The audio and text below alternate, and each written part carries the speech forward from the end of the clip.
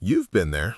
The conversation was good, really good. She was laughing, she was engaged, she kept the conversation going long past the point where it could have naturally ended. And when you walked away, you had that feeling, that quiet, uncertain, hopeful feeling that something was there. And then you talked yourself out of it. Maybe you told yourself you were reading into it. Maybe you convinced yourself she was just being friendly. Maybe you waited for something more obvious, some unmistakable, impossible to misread signal that never came. And the moment passed, the connection dissolved, and you were left wondering what would have happened if you just said something. If you've lived that experience more than once, if the pattern of almost noticing and then talking yourself out of it is familiar, what I'm about to tell you is going to reframe every interaction you've had and every one you're about to have. Here is the truth that most men never get told. Women do not communicate attraction the way men do. Men tend toward the direct when they're interested, the explicit statement of interest, the clear signal, the unmistakable move. Women, particularly in the early stages of attraction, communicate through language that has a surface meaning and a different real meaning underneath. Not because they're playing games, because the stakes feel different for them. Because being direct about interest carries a vulnerability that many women manage by communicating interest in ways that could, if necessary, be walked back. The result is a language that most men were never taught to speak, a set of phrases that sound, on the surface, like ordinary conversation and carry underneath a signal that she is genuinely hoping you will receive. Today, you're going to learn 5 of the most common ones, not so you can manipulate, not so you can run some kind of playbook, so you can finally stop missing what has been right in front of you. Let's go. Phrase 1. You're so different from other guys. What it sounds like on the surface, a compliment, a nice thing to say, maybe a conversational observation about your personality, something warm but ultimately generic. What it actually means, she has been paying close enough attention to you, specifically, particularly over a sustained period, to have formed a comparison, to have noticed the ways you don't fit the pattern she's accustomed to have thought about you in enough detail that the difference between you and other men has registered as significant. Here is what you need to understand about this phrase. Women do not make detailed comparative assessments of men they are indifferent to. The mental work required to arrive at "you're different" requires investment. The investment of attention, of genuine observation, of caring enough about how you show up to notice that you show up differently. She is not just describing you, she is telling you that she has been paying attention to you, that you stand out to her, that something about you has moved past the background noise of ordinary interaction and becomes specific and particular and notable to her. The real message underneath the words is, I have been paying attention to you. You stand out to me. You matter to me in a way I'm not quite ready to say directly, but am hoping you'll hear in the words I've chosen. What most men do with this is say thank you, feel good for a moment, and move on without recognizing that the door just opened. What the phrase is actually inviting is acknowledgement, presence, the willingness to step into the moment it has created rather than walking past it. A response that says warmly, confidently, without making it awkward, that you've noticed her too, that the noticing is mutual. Say this with me. I trust what I hear, not just what I hope.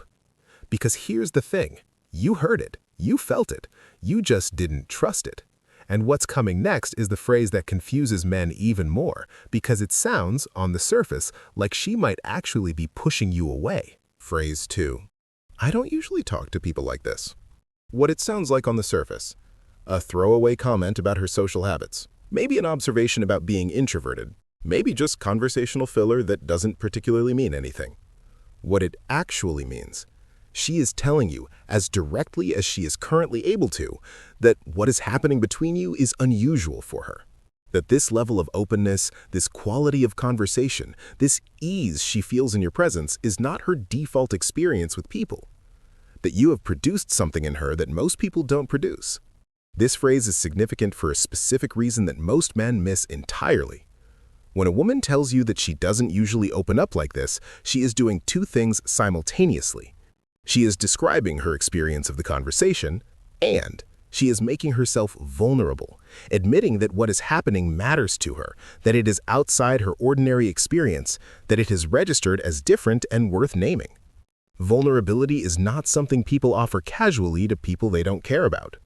The decision to say, "I don't usually do this," is the decision to show you something real about her inner life, her guardedness, her usual self-protection, and the fact that something about you has made her willing to lower it. The real message underneath the words is, "You make me feel safe enough to be real." That is rare. I want you to know it's rare. I am hoping you understand what I'm telling you. What most men do with this? Nod, say something agreeable, and move the conversation forward without registering what just happened. What the phrase is actually inviting? Reciprocity. The willingness to meet her vulnerability with your own. To say something honest in return. Not a grand declaration, just the genuine acknowledgement that this conversation has been different for you too, that you've noticed it, that you're glad it's happening. Because here's what comes next, and this one is the one that sounds most like the opposite of interest, the one that has cost more men more opportunities than almost any other phrase in this list. Phrase 3. I'm so busy lately, I barely have time for anything. What it sounds like on the surface. A complaint about her schedule. Maybe a way of explaining why she hasn't been as available, maybe just venting about the pace of her life. At worst, a subtle way of telling you not to expect too much of her time. What it actually means. She is watching to see if you will pursue her anyway. This is the phrase that requires the most careful unpacking because it is the most easily misread, and the misreading almost always goes in the direction of backing off, of interpreting the busyness as a signal of disinterest and giving her space she was not actually asking for. Here is the psychology underneath it. When a woman who is interested in you mentions how busy she is frequently, not always, but frequently doing something specific. She is presenting an obstacle to see whether you consider her worth the obstacle, whether your interest is real and sustained enough to find the path through the busyness rather than being deterred by it. Whether you will take the opening she is leaving, the lately that implies it won't always be this way, the barely that means not never, and use it. She is not closing the door, she is making the door slightly harder to open to see if you think what's behind it is worth the effort. The real message underneath the words is, I have a full life and I don't make room easily. Are you the kind of man who will make it worth making room for? What most men do with this? Back off. Interpret the busyness as lack of interest, give her space she didn't ask for, and wonder why she seems to drift towards someone else who didn't give her that space. What the phrase is actually inviting? Light, confident, non-desperate persistence, not pressure, not ignoring her reality, but the simple, warm, assured communication that you're interested enough to work around the busyness, that she is worth finding the window. And speaking of windows, the next phrase is the clearest window she can offer without spelling it out, and most men walk straight past it. Phrase 4. We should do that sometime. What it sounds like on the surface, a vague, uncommitted, easily deniable expression of mild interest. Something people say to be polite. Something that doesn't really mean anything because if she actually wanted to do it, she would have been more specific. That interpretation has cost more men more opportunities than almost anything else on this list. What it actually means, she has just done something that required real courage. Here is what's happening underneath this phrase. She has identified something, an activity, a place, an experience you mentioned, and she has voluntarily connected herself to it with you.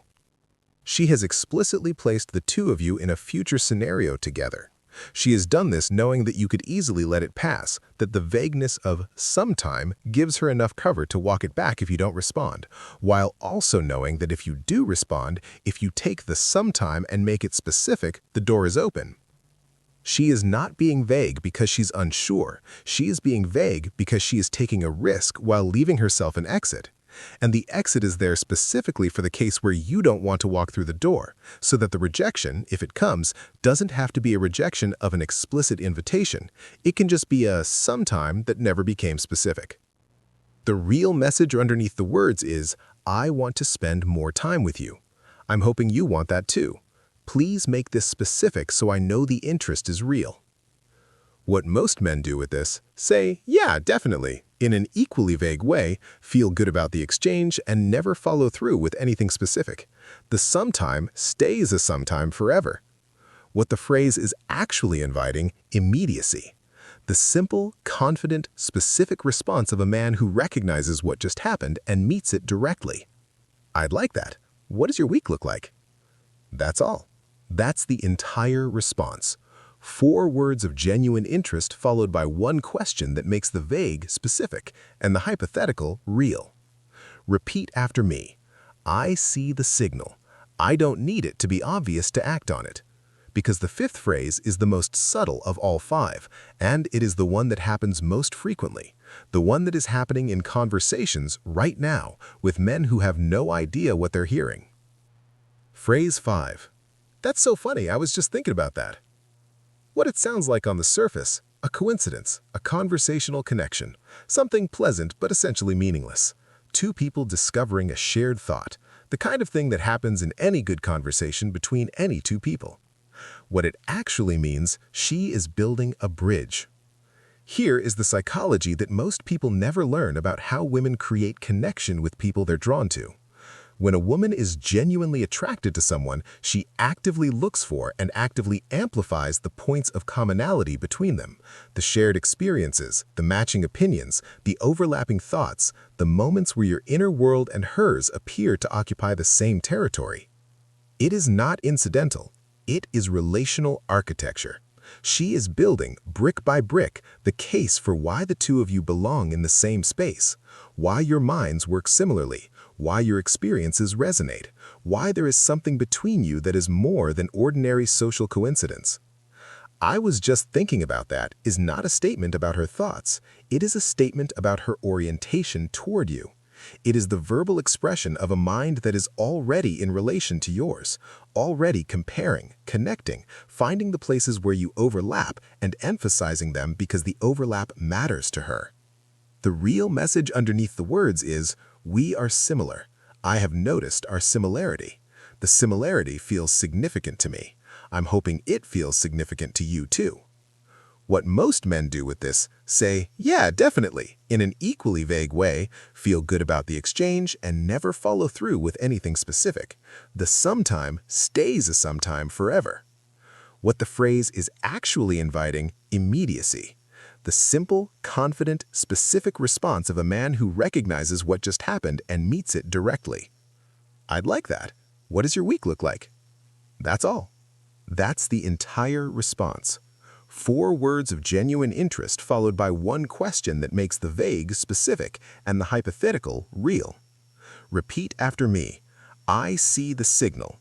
I don't need it to be obvious to act on it. Because the 5th phrase is the most subtle of all 5, and it is the one that happens most frequently, the one that is happening in conversations right now with men who have no idea what they're hearing. Let's bring it all together. 5 phrases.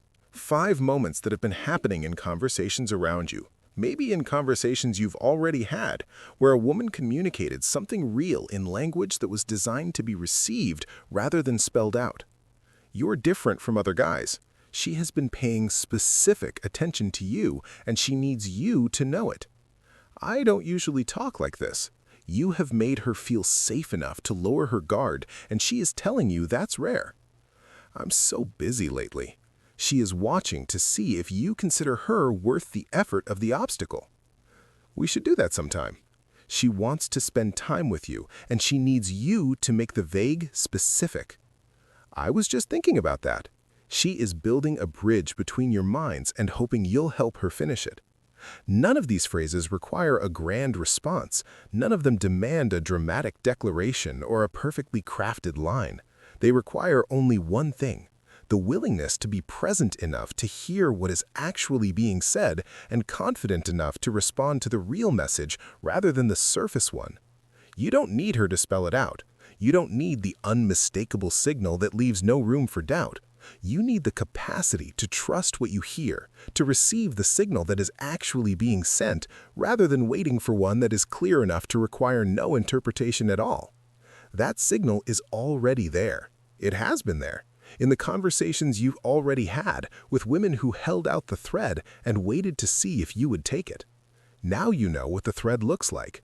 Take it. If this gave you something, if you heard a phrase in this list that you've been hearing and not understanding, share it with a man who needs to hear it, someone who has been missing what's right in front of him. Like it if it landed. Subscribe because there is more here, and the next one is going to hit just as hard. She's not waiting for you to be perfect. She's waiting for you to be present. Now you are.